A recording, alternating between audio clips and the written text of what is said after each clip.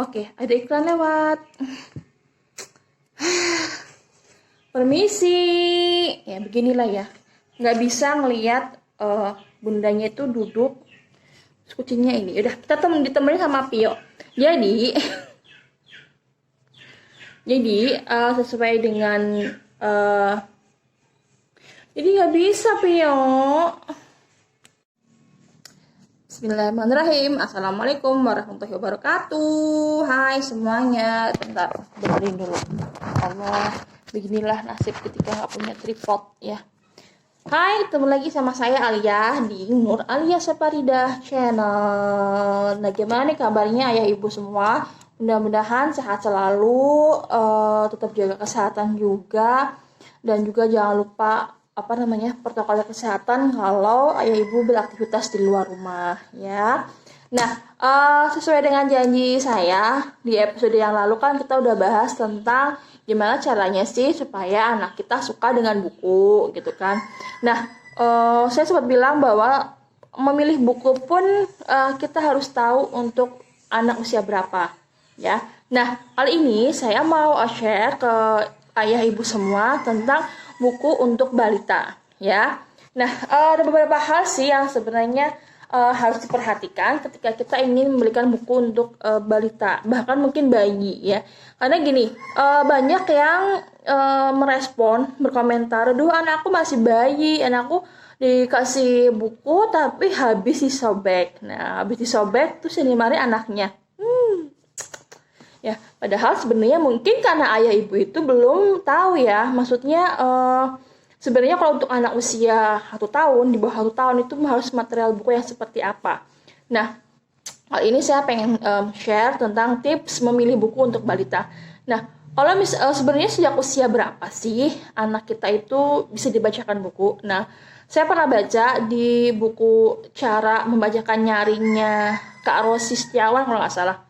Di situ disebutkan bahwa sebenarnya kan ketika anak kita dalam kandungan di usia trimester terakhir, itu dia sebenarnya kan sudah bisa mendengar suara dari luar. Makanya kan banyak yang istilahnya pakai musik klasik ataupun mungkin pakai murojaah Al-Qur'an. Nah, sebenarnya kita juga bisa sambil membacakan buku untuk anak, karena bayi juga janin dalam kandungannya itu juga mendengar apa yang disampaikan oleh ayah atau ibunya dalam kandungan, karena dia kan sudah bisa mendengar. Nah, di situ sebenarnya sudah bisa tuh disarankan untuk kita membacakan nyaring kepada bayi ya kan, kita suka sambil ngomong kan. Nah, itu sama aja sebenarnya kita menularkan buku itu dari dalam kandungan. Nah, lalu sebenarnya bukunya seperti apa sih? Nah, untuk tips yang pertama ya adalah memilih buku sesuai material bukunya. Jadi bahan bukunya. Jadi gini, kalau anak bayi usia 1 sampai 3 bulan itu kan dia belum bisa pengen megang gitu ya. Itu sebenarnya kita bisa membacakan buku pakai material board book. Board book itu seperti ini. Ini ada di Nabiku. Jadi ini board book ya. Ini keras. Ya, keras dan ini aman. Jadi nggak akan melukai anak. Ya, karena ini aman board book dan susah disobek. Ya. Kalau nggak niat nyobek ya nggak akan bisa sobek gitu, dan juga dia anti bisa dilap kalau misalkan basah. Itu board book, unggulan board book, dan itu ada di Nabiku Idul Balita dan juga ada di Halo Balita dan Wow Amazing Series. Atau ketika anak udah usia 8 bulan, bisa juga dibelikan buku bantal ataupun basi book. Ya, basi book tuh yang pakai kain flanel itu loh. Ya, itu kan anak juga bisa jadi merangsang tangan anak gitu ya, motorik halusnya untuk merasakan misalkan kain flanel kayak apa. Ataupun mungkin kalau basi book kan ada aktivitasnya ya, bisa diambil quality time gitu. Yang pertama, jangan lupa material dari buku tersebut, karena kalau misalkan anak usia 8 bulan dia dikasih kertas, itu otomatis dia pasti akan refleks untuk meremas ya, karena kan lagi gregetan gitu ya. Karena hal itu yang terjadi pada Umar. Jadi Umar waktu usia 6 bulan itu dikasih buku sama salah seorang teman namanya Amalia. Hai. Jadi dia bukunya bentuknya kertas, dan iya wassalam ada satu buku yang habis disobek. Aku tuh merasa bersalah gitu ya. Pada akhirnya saya kenal dengan buku Halo Balita Eceran waktu itu kan board book ya. Dan ya alhamdulillah dicuekin gitu. Tapi saya pantang menyerah, jadi setiap kali mau tidur, setiap kali menyusui, saya selalu bacakan buku sampai dia anteng penasaran sendiri. Ya udah. Lalu tips yang kedua adalah tidak terlalu besar gitu. Karena kalau usia 8 bulan itu kan dia udah bisa megang ya, 8 bulan, 6 bulan dia udah bisa pegang-pegang. Jadi gini, kalau ini lebih kecil. Jadi anak tuh usia di bawah 1 tahun dia bisa pegang ini. Karena ini kecil banget dibandingkan dengan Halo Balita. Ini kecil. Bahkan dibandingkan bukunya Wow Amazing Series, ini masih tinggian Wow Amazing Series ya kan. Jadi ini tuh saking kecilnya loh, itu sampai segini nih. Satu buku ini loh setelapak tangan. Aku lihat kesini terus ya.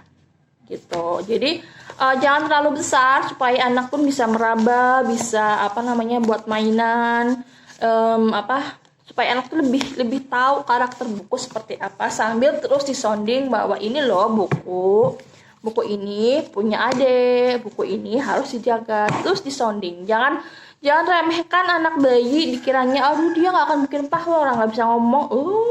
Jangan salah ya, anak bayi juga paham loh, justru dia lebih bisa menangkap sounding kita. Ya, itu tips yang kedua. Lalu untuk tips yang ketiga, aku baca contekan. Yaitu ilustrasinya harus lebih banyak daripada narasi gitu kan. Nah, kadang ada orang tua yang dia udah ngebeliin buku terus protes. Ini buku kenapa sih kok banyak gambarnya daripada narasinya? Aduh, guys, sis, bro, mbak. Ya, kita aja kalau orang gede yang nggak terbiasa dengan buku, baca novel tebel aja udah males banget kan. Pasti lebih milih komik. Nah, begitu juga dengan anak bayi. Nah, usahain kayak gini nih. Ini kan ilustrasinya sedikit ya. Kelihatan nggak nih? Ini cuma berapa 3 kalimat dan lainnya ilustrasi. Begitu juga dengan kalau di Wow Amazing Series lebih sedikit lagi. Dia cuma berapa tuh? 2 kalimat. Lainnya gambar. Bahkan ini cuma berapa halaman aja gitu. Karena ini kalau pakai pens ya.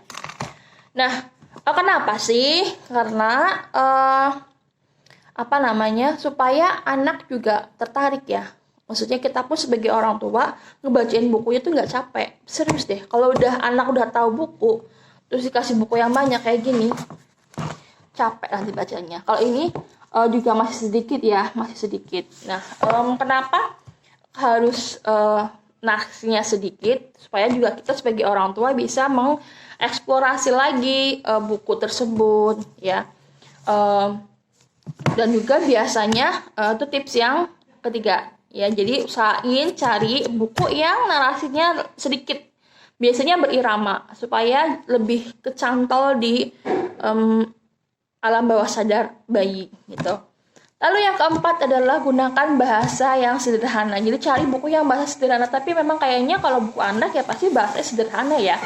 Kenapa? Karena ketika kita membacakan buku itu sebenarnya anak juga merekam ya, bukan dia nggak paham, mungkin dia akan belum bisa ngomong ya kalau misalkan di bawah 1 tahun, tapi kalau kita terus menerus membacakan buku, mengajak si bayi bercerita, dia akan terus merekam kata-kata yang dia dapat ya. Karena kalau di buku Read Aloud, iya ada buku tuh Read Aloud, saya lupa di mana ya saya naruh.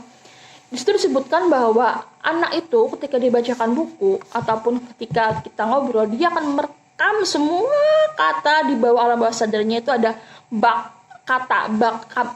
kamar mandi loh. Nah, perumpamannya seperti itu. Jadi di situ akan terus kata-kata terus dimasukin dan akhirnya akan meluber. Nah, meluber itu yang keluar pertama kali adalah dia akan ngomong akhirnya. Kata yang sering kita ucapkan, misalnya kan mama, papa, ayah, ibu, karena kita sering mengucapkan kata itu ya. Jadi anak pun akan merespon, akan mengeluarkan kata yang sering kita ucapkan. Nah, itulah kenapa harus pakai bahasa sederhana. Jadi biasanya kan bahasa yang mungkin akan sering digunakan gitu. gitu. Lalu tips yang kelima, kok aku udah capek ya. Mudah-mudahan jelas ya. Yang kelima yaitu bukunya berwarna-warni ya. Jadi kayak gini, bukunya kan berwarna-warni ya. Nah, berwarna-warni ini jangan salah ayah ibu bisa sekalian mengeksplorasi. Misalkan ini loh, ini adalah gunung batu, warnanya coklat, ini warnanya kuning, ini pasir misalkan. Jadi si anak pun juga matanya terangsang untuk melihat warna-warna dan juga kayak sekalian untuk belajar warna. Jadi intinya ya ibu memang pasti akan berat ya, karena ketika kita membacakan buku kepada anak balita bawah 3 tahun malah atau mungkin 1 tahun, orang tua dipaksa untuk berkreasi, orang tua dipaksa untuk lebih kreasi lah, ngarang indah pokoknya. Tapi itu akan jauh lebih mudah ketika anak itu belum kenal gadget, percaya deh. Tapi ketika kita mengenalkan buku kepada anak yang sudah gadget, itu akan susah. Maksudnya bukan berarti nggak bisa, tapi lebih susah. Tapi ketika kita mengenalkan anak yang belum kenal gadget sama sekali, itu akan lebih mudah. Karena coba deh saingan antara buku sama gadget, anak pasti lebih suka gadget karena gadget itu lebih mudah untuk lebih seru gitu ya. Jadi memang tugas kita sebagai orang tua untuk bisa lebih aware lagi, bisa lebih mendekatkan anak dengan buku, karena saya percaya bahwa tidak ada anak yang nggak suka buku, karena mungkin mereka belum menemukan sensasi buku yang dia sukain gitu. Ya, mudah-mudahan bisa bermanfaat apa yang saya ucapkan tipsnya. Kalau teman-teman misalkan aduh aku kok ngomongnya kurang lambat, ngomongnya cepet, bisa cek teman-teman di blog jurnalbunda.com, nanti di deskripsi box ada. Bisa baca di situ tentang tips memilih buku untuk balita. Dan juga buat teman-teman yang kalau misalkan lihat YouTube kok kuotanya mahal, punya Spotify, ada di podcast juga. Gitu, terima kasih atas perhatiannya, mudah-mudahan bermanfaat untuk ayah ibu semua. Mohon maaf kalau misalkan mungkin YouTube-nya videonya belum sempurna, kurang menarik, karena lagi belajar juga. Mohon dimaafkan, mudah-mudahan kedepannya bisa jauh lebih baik. Ada backsound-nya, ada ada klipnya. Karena ini ngeditnya pakai HP, videonya pakai HP. Terus curhat deh. Terima kasih. Assalamualaikum warahmatullahi wabarakatuh. Have a day, happy long weekend.